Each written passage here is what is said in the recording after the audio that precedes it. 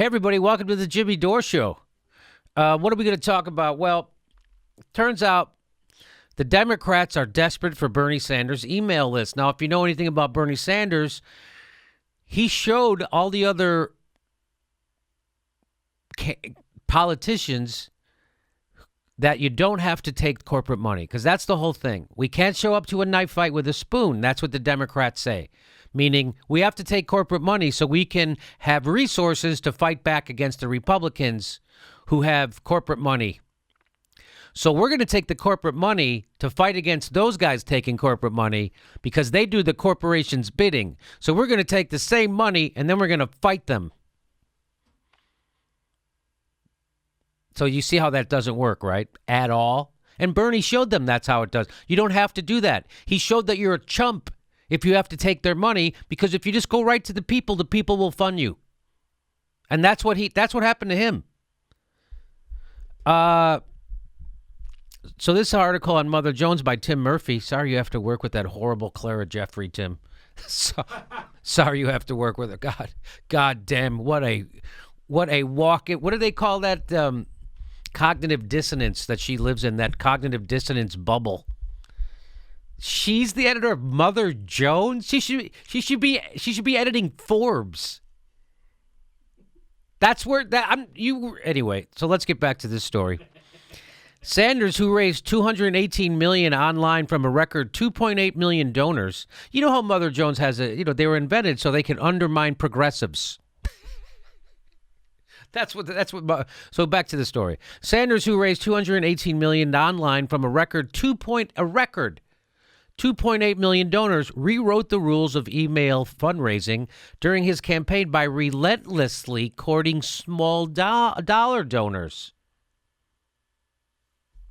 Which, as we all remember, the average donation was $27. Wait, I want some lemon. Wait, I need some lemon. For many of those donors, Sanders, listen to this. This is key. It's why I put in red. Sanders was the first Democratic presidential candidate they had ever supported, or the first politician they had ever helped. So, Bernie Sanders does that thing all politicians claim to do, but he actually did it, which is the most valuable thing you can have as a politician, the ability to draw new people into your party. He expands the party. He brought people who weren't involved in politics. They got involved in politics because of him. And he was the first one they'd ever cared about. And now they're like, you got those people? Former Labor Secretary Tom Perez, a frontrunner in the election for Democratic National Committee chair, said he wants to get you ready for this? It's in red, so you know it's important. You ready for this? Quote, to learn from Senator Sanders about how he did it. It's a fucking Rubik's Cube.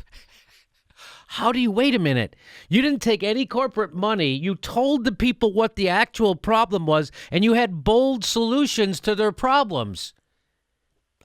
What's the secret? I don't get it. It's a mystery. It's a mystery. You mean you're not corrupted, and you're going to actually put legislation in place that helps people in a big way? How does this work? I don't get it. I really need to learn from Senator Sanders about how he did it. How did he do it? Because I thought you get in bed with Wall Street, you hang out with billionaires, you go to fundraisers, you go kill a baby with David Brock, and then you lose. That's how we do it. How did he do it? Democrats have made no secret they covered Sanders' list, which Sanders controls through his Senate campaign and the political nonprofit he founded, Our Revolution. Our Revolution won't be giving over the list, said Jeff Weaver, the group's president, who was Sanders' presidential campaign manager. Sanders, for his part, has mostly stayed quiet about the future of the list, which one Democratic consultant referred to as precious. They keep thinking it's the list, says Becky Bond, who, as a senior advisor to Sanders, helped build the candidate's national organizing operation. It's so crazy. It's like someone who buys a $12,000 bicycle and thinks they can win the Tour de France. Yeah, it's not the list. It's not. It's not like there's something magical about Bernie's email list, said Michael Whitney. The thing that's different, that differentiates Bernie's, meaning his email list, from any other email list has been that there is a message of people being in this together. That's his message, that we're in this together. We're together against them. Whereas the usual Democratic message is, we're with them too, and then you help us fight some of them.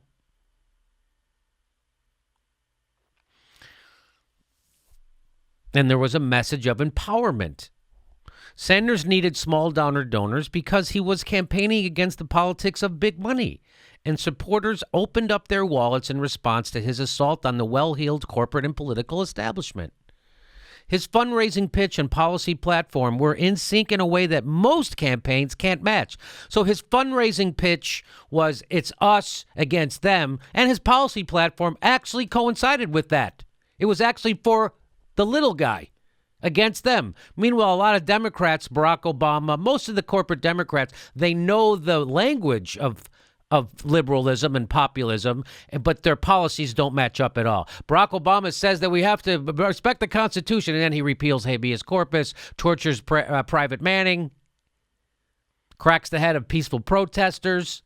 He says we got to strengthen unions, and then he doesn't give them card check. So they know the words. They know how to make you feel good because people vote on emotions. And Barack Obama was great at that, to give you a good feeling of emotion. But the policies never wound up. They never matched up with those emotions, whereas Bernie Sanders actually did. So his fundraising pitch and his policy platforms were in sync in a way that most campaigns can't match. You know, like how Hillary Clinton said, we got to reinvigorate the middle class. Bernie says, well, your kids can go to school for free, and we'll give you free health care. And Hillary Clinton like, oh, well, we can't do that. I mean, we want to reinvigorate the middle class, but we can't. We don't actually have any policy proposals to do that. We have some shit on the edges. So you see that? So I'm trying to explain that in case you didn't get it. I'm sure you did. You're smart. You watched the show. Detaching Sanders' list from his message, Sanders' backers argue, would diminish what made it so valuable. Yes, it would. If I get a fucking email from Ted Cruz, it's not going to help. Hey, I got your email from Senator Sanders. I'm Ted Cruz. Can you help me out? No. If you send me a thing saying that you're going to be helping out Cory Booker or any of those other corporate jagoffs, no, it doesn't help. If I get this email from the DNC and the chairperson of the DNC is Tom Perez, doesn't help. I'm repelled by you. Sorry, I'm going to the Democratic Socialists or the Greens or something else. And you're going to get primaried by the Justice Democrats. How about that?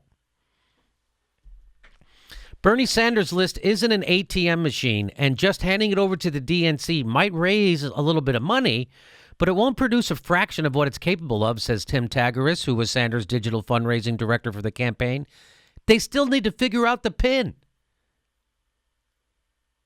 So you have access to these progressives, but you're not a progressive and you don't represent them and they know it, so it's not going to frickin' work unless you actually are progressive.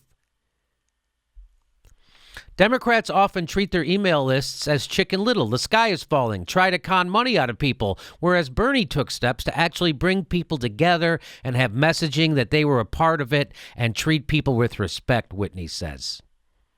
Boy, the Democrats, their emails do try to scare the shit. I'm on their list, right? So I get the emails. Oh, boy. As an example of what he and other Sanders supporters are afraid of, he points to the Democratic Congressional Campaign Committee, the DCCC, which peppers its email list at the end of each month with passive-aggressive, quote, final notice emails, warning them that their membership in the party will expire if they don't donate immediately. I've gotten those. It's crazy that they do that. They do it.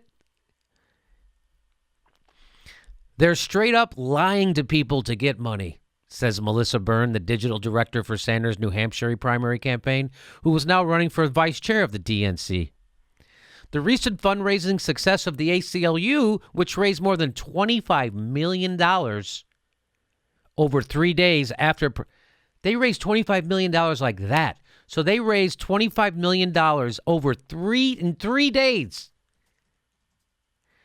after President Donald Trump announced his travel ban. That speaks to the success an established organization can have in the Trump era, meaning the ACLU. So if you're a progressive organization and you actually are going to push back against stuff, you can get funding. You don't need to go buy a knife. You can use the spoon if the spoon is being held by millions of people. As Helen Hong said, maybe he turns it into a grapefruit spoon and we stab you. So the point is, you can do this. You don't need to keep saying that stupid thing that Tom Perez keeps saying, that we can't bring a spoon to a knife fight. No, you go to a knife fight with a knife not funded by the guy you're trying to kill. You go with a knife funded by millions of small donors. That's what gives it its power. That's a bad analogy, by the way, to a spoon to a knife fight. As one former Sanders digital staffer jokes in an email, noting that Sanders, via email appeals, had raised, get this, more money directly for Democratic candidates than any other politician in 2016. So that's the guy, he's not even a Democrat. Raised more money directly for Democrats than anyone else. Maybe the DNC should turn their list over to Bernie. Yeah. So here we are, the DNC. They have no idea what they're doing. They still die. I still got to take. So let's get Bernie's list. So we'll get them. And then we'll go back with David Brock and George Soros. And we'll talk with them. And then we'll get everything. And then we win. You don't win by being inauthentic. You don't win by pretending that you're progressive when you're actually not at all. You don't win by alienating half your base, the future of your party, all the people under 35 years old. You don't win by gaslighting. That's what Republicans do. Republicans gaslight and intimidate and voter shame. Now the Democrats do it. Why? Because they're Republicans ever since Bill Clinton. People don't believe this. People still having a hard time. Your stupid thing isn't going to help you. The email list from Bernie Sanders, not going to help you.